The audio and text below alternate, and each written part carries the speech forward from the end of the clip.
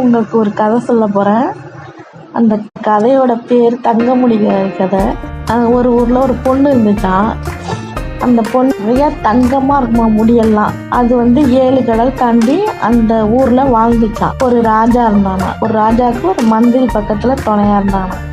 அவங்க 2 பேரும் குளிக்க போனாங்களாம். குளிக்க போன இடத்துல ஒரு செவத்தில் ஒரு சித்திரம் இருந்துச்சான். வரைஞ்சிருந்தாங்களாம் அந்த தங்கமுடிக்காரிய. வரைஞ்சோடனே இது யார் வரைஞ்சதுன்னு போய் ஊரில் எல்லாரையும் கேட்டானா. ஒருத்தர் இல்லைன்னு சொல்லிட்டாங்களாம். ஒரு ஐயா அந்த மரத்து ஓரம் உட்காந்தாராம், அந்த செவத்து ஓரம்.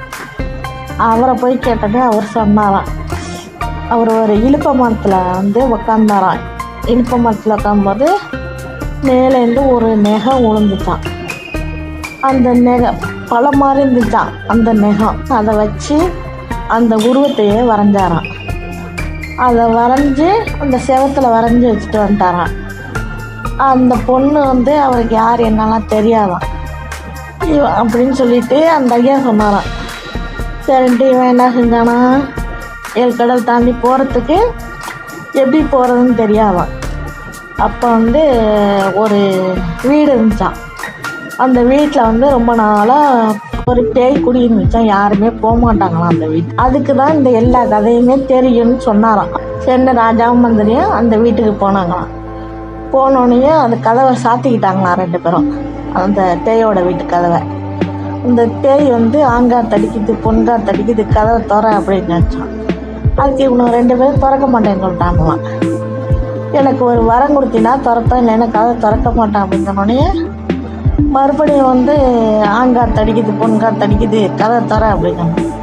திருப்பி வந்தாங்கன்னா நீ நான் 7 கடல் தாண்டி போகணும், அதுக்கு நீ உனக்கு தான் எல்லா ரகசியமும் தெரியும், அந்த ரகசியத்தை சொல்லு அப்படின்னு கேட்டான். அப்போ என்ன செஞ்சானா, அந்த ரகசியத்தை சொன்னிச்சான். 7 7 14 சோறு கொடுத்துச்சான். அந்த சோத்தை என்ன செஞ்சானா, முன்னாடி முன்ன வத்த பின்ன பெருகன்னு சொல்லி அந்த சோத்தை ஒன்றா போடணுமா ஒவ்வொரு கடலையும். 7 கடல்லையும் 7 சோத்தை போட்டு அவன் அந்த 7 கடலை தாண்டி போயிட்டானான். அந்த 7 கடல் தாண்டின பிறகு ஒரு பெரிய ஒரு கோட்டை இருந்துச்சான். அந்த கோட்டைக்குள்ளார டப்பா இருந்துச்சான், தங்க டப்பா. அந்த டப்பாக்குள்ளார ஒரு பாம்பு இருந்துச்சான். அந்த பாம்புக்கு தான் அந்த தங்கமுடிக்காரியோட ரகசியம் தெரியும். இந்த பாம்பு சொல்லிச்சான், இந்த அரண்மனையில் இந்த பொண்ணு இருக்கிறா, அந்த பொண்ணுக்கு முழுவதுமே தங்க முடி அப்படின்னு அந்த பாம்பு சொல்லிச்சான். போய் ராத்திரில அந்த பொண்ணை தூக்கிறதுக்காக 2 பேரும் போனானுவான். இதில் பறக்கு தட்டில் தூக்கி வச்சு கொண்டு வந்துட்டாங்க. மறுபடியும் திரும்பி வர்றதுக்கு 7 கடலுக்கும் 7 சோறு போட்டானுவான். போட்டோன்னே திரும்பி வீட்டுக்கு வந்துட்டாங்களாம். வீட்டுக்கு அந்த பொண்ணை தூக்கிட்டு வந்தோடனே அவனுக்கு 6 பேர் அண்ணன் இருந்தாங்களாம்.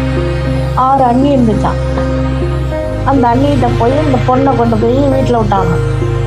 அவங்க என்ன செஞ்சாங்களாம், ஐயோ இது யார் என்னன்னு தெரில, முடியெல்லாம் பயங்கரமாக மஞ்சள் கலராக இருக்குது, தங்கமாக இருக்குது, அது பேயாக இருக்குன்னு சொல்லி பயந்தாங்களாம். அவங்கெல்லாம் பயப்படும் போது இந்த பொண்ணை அவன் என்ன செஞ்சானா, ராஜா மறுபடியும் வேட்டையாட போயிட்டானா.